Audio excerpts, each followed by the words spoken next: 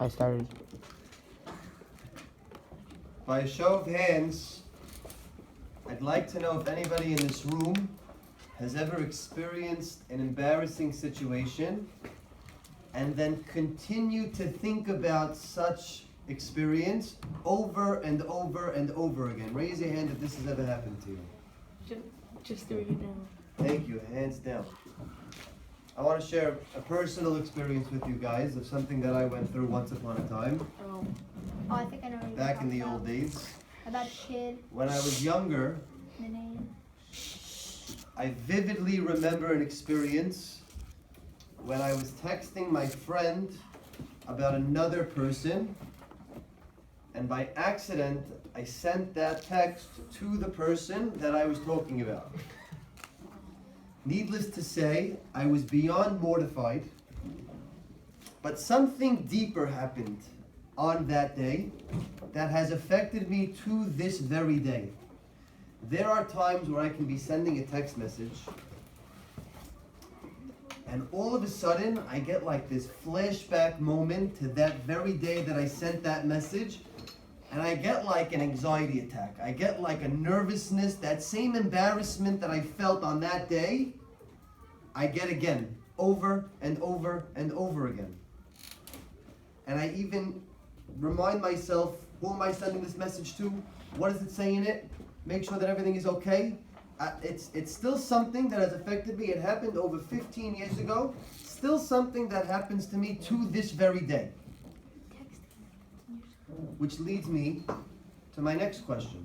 Does anybody know what the word ruminate means? Eli? To make rumors? No. Good. Eli guessed is to make rumors. No, good guess. To ruminate means to think deeply, or a second definition, which is, this is very, very cool stuff, could also mean to chew its cud. Now, for those of you that are familiar with the process of how animals chew their cud, the food goes into a section of the stomach called the rumen, and then after it goes through that section of the stomach, it goes back to the mouth of the animal. They chew it over again, and then it continues to go through this process. So it's kind of interesting how the process that happens with an animal chewing its cud is almost the same thing that happens to us when it comes to these negative experiences, right? We have an experience, we think about it, we check out of it, we go back into it. So I want to discuss why this is happening and what can we do about it. How can we change our lives for the better when it comes to dealing with this stuff that seems to be routine and normal for all of us in this room. Dr. Albert Ellis, very famous psychologist and psychotherapist, in the 1950s created a type of therapy called REBT. It stands for Rational Emotive Behavior Therapy. It was one of the first versions of what's known today as CBT, Cognitive Behavior Therapy, something that maybe some of you have heard about. And basically the concept is that through cognition, anybody know what that word means, cognition? What does it mean, Freddie? No, I've heard of it. Okay, so cognition, Ronald? Like recognition? Okay, close. So cognition is the mental process that we go through to acquire knowledge or an understanding based on our experiences. So the idea works like this. Okay, let's focus on just REBT, Rational Emotive Behavior Therapy. Fantastic stuff. I want to share it with you guys. It's my personal favorite of something that I personally look to work through and do for my own life. And it works like this. It starts off with an equation. A plus B equals C. A, there's an activated experience. B, there's a belief that I hold based on such experience. And C, it produces a consequence. So just to give an example, right? An activated experience. Perhaps I go home and there's no food, there's no dinner for me that I usually rely on mom to cook for me. No dinner, no dice. The belief I hold, mom must not care about me. She doesn't get it. I work all day in school. I'm here from the morning to the night. I finally come home and I want to enjoy some dinner. What's going on, Mom? It must be you don't care about me. That's the belief. The consequence of what arises from such belief, I get into a fight with my mother. My mother comes home late and I have an experience. We have an altercation. Hey, Ma! There was no dinner tonight. What gives? What's going on? I can't believe it. And now my mother's down my throat. What are you talking about? How could you say such a thing? You're so inconsiderate. I was at the doctor's office with Daddy, and how could you say such a thing? You don't think I care about you? And all of a sudden, we have a blow up in the house. So you want to change your life. You want to change all of these negative experiences that seem almost routine for us on a day-to-day basis. Rational emotive behavior therapy offers a suggestion. They'll tell you the following.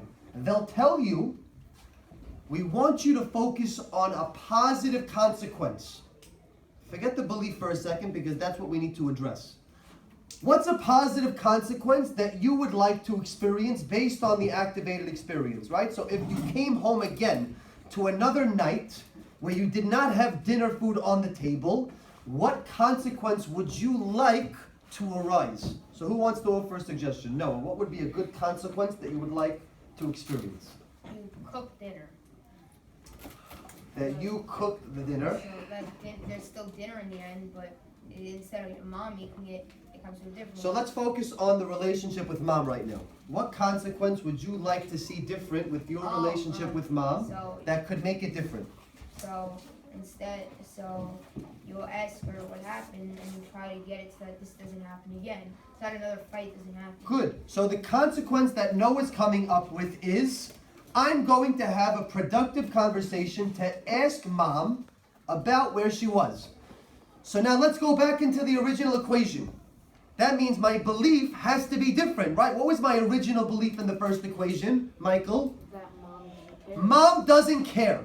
So now in order to get to that new consequence that Noah just came up with, that I'm going to have a fantastic conversation with mom, what does my new belief need to be right now? Freddie.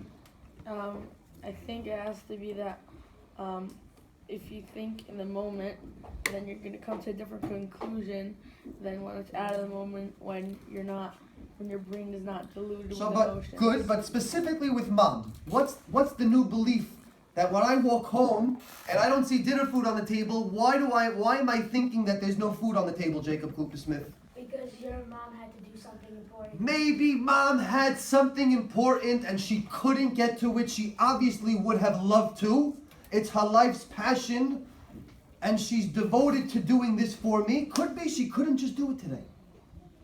And you understand, boys, how through cognition, through deep thought of experience, my life could be drastically different. Scenario A, I didn't have dinner, and it led to a whole blow up with mom when I got home. Scenario B, I also didn't have dinner. But how I think about something might be the difference between a blow up with my mother and a cordial, respectful conversation. That may, by the way, get me dinner, right? Because the end result, if we followed up that second scenario, mom might say, so sorry, wasn't able to do it, I'll do it right now. What do you like? I know you love steak. It's on the barbecue in 2. Hadid. Maybe it's even lamb chops if you really play your cards right. Lyndon Johnson, former US president, once said that yesterday is not our battle. However, tomorrow is something that's worth fighting for, is something that you can either win from or you could lose from. And what he's saying is the following. We experience negative things all the time. Those very moments that make us ruminate, that make us replay over and over and over again. I can't believe I was so stupid. How could I have done such a thing? You all know what I'm talking about. You all have your own experiences that you're replaying in your head right now. So here's the advice. You want to make your life different? You want to produce positive consequences in your life, and you want to end up with steak or lamb chops on the dinner table? Start thinking positively. Believe that positively something might be different than the way you are currently thinking right now. Because if history is a good indication as to what's to come for the future, chances are I'm going to end up 10 out of 10 times having a fight with my mother. You want to make real change? Focus on tomorrow. Stop focusing on yesterday's battles. Yesterday's battles end up fight with my mother. Talking about how I can make tomorrow a better place means think about a positive consequence. What do I need to think differently in order for my life to be better? And that's the beliefs that we need to hold. And if we can do that, you may just be able to lead a much better, enhanced quality of life that we all look forward to. Shabbat Shalom. Shabbat shalom.